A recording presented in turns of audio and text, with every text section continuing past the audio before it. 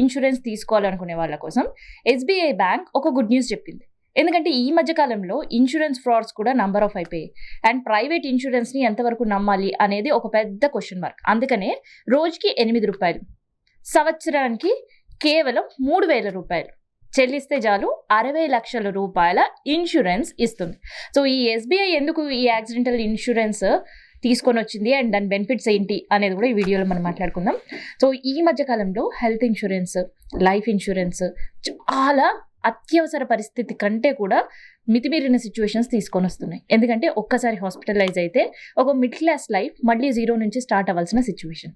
And accidental ఇన్సూరెన్స్కి వచ్చేసరికి కొన్ని సందర్భాల్లో యాక్సిడెంటల్ ఇన్సూరెన్స్కి number of terms and conditions పెట్టే సందర్భాలు కూడా చూస్తున్నాం. సో వాటి ప్రీమియమ్స్ కూడా ఎక్కువ ఉండడం అండ్ తలకు మించిన భారం అవ్వడంతో కూడా ఆ ఇన్సూరెన్స్కి చాలా మంది దూరం అవుతున్నారు. సో అందుకని మిడ్ క్లాస్ బడ్జెట్లోనే ఇన్సూరెన్స్ ఉండేటట్టు ఎస్బీఐ ఇన్సూరెన్స్ ప్రీమియంని డిజైన్ చేసింది అండ్ దానికి సంబంధించిన బెనిఫిట్స్ని కూడా డిజైన్ చేసిన సందర్భం.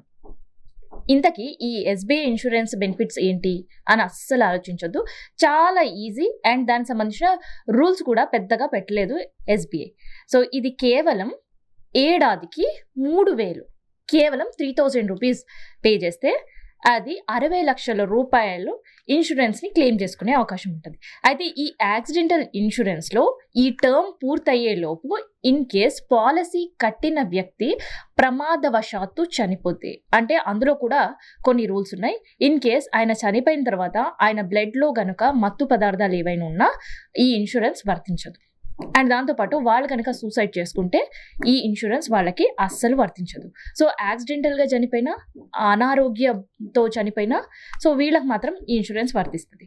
అయితే ఇలా చనిపోయిన వ్యక్తికి సంబంధించి ఇన్సూరెన్స్ 60 లక్షల రూపాయలు వాళ్ళ కుటుంబ సభ్యులకు ఇవ్వడం. అండ్ దాంతోపాటు ఆ సదరు ఎవరైతే పాలసీ చేసిన వ్యక్తి ఉంటారో ఆయన గనక పిల్లలుంటే ఆ ఇద్దరు పిల్లలకి ఒక్కొక్కరికి 20,000 చొప్పున ఎడ్యుకేషన్ సంబంధించిన హెల్ప్ చేస్తాము అంటూ కూడా ఎస్బీఐ ప్రకటించింది. అంతేకాదు ఆ వ్యక్తికి సంబంధించిన అంత్యక్రియల కోసం ₹10,000 అండ్ అంబులెన్స్ ఖర్చులు ₹1,500 కూడా ఇన్సూరెన్స్ తీసుకున్న వారికి ఎస్బీఐ చెల్లించబోతుంది. సో ఇదే అనమాట ఇప్పటి వరకు ఎస్బీఐ ఇచ్చే అండ్ మిగతా బ్యాంక్స్తో పోలిస్తే ది బెస్ట్ యాక్సిడెంటల్ ఇన్సూరెన్స్ ఇది. అండ్ దాంతోపాటు తక్కువ ప్రీమియం, ఎక్కువ బెనిఫిట్స్ కావాలి అనుకున్న వాళ్ళకి ది బెస్ట్ ఇన్సూరెన్స్ అంటున్నారు. సో ఈ ఇన్సూరెన్స్ అనౌన్స్ చేయడమే ఆలస్యం, వేలెతగా ఇన్సూరెన్స్ చేయడానికి కూడా ప్రజలు ముందుకు వస్తున్నారంట.